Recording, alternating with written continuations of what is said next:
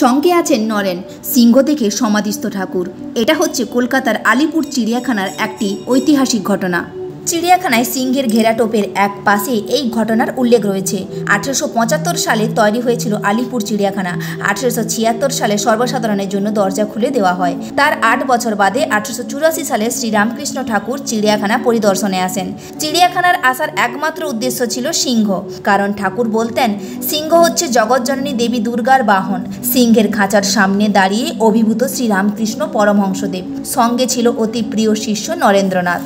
চিড়িয়াখানায় মোহিত হয়ে ঈশ্বরীয় বাহন সিংহকে দর্শন করতে করতে সমাধিস্থ হয়ে পড়লেন শ্রীরামকৃষ্ণদেব। তিনি কলকাতায় বিভিন্ন জায়গায় বেড়াতে ভালোবাসতেন।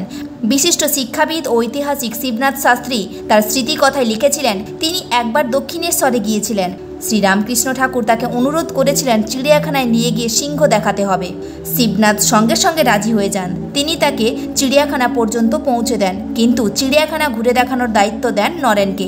কথামৃতে বিবরণ রয়েছে, চিড়িয়াখানা দেখতে লয়ে গিয়েছিলে, সিংহ দর্শন করেই আমি সমাধিস্থ হয়ে গেলাম। আর সেদিনের সেই চিড়িয়াখানায় সমাধিস্থ ঘটনার সাক্ষী ছিলেন স্বয়ং স্বামী বিবেকানন্দ।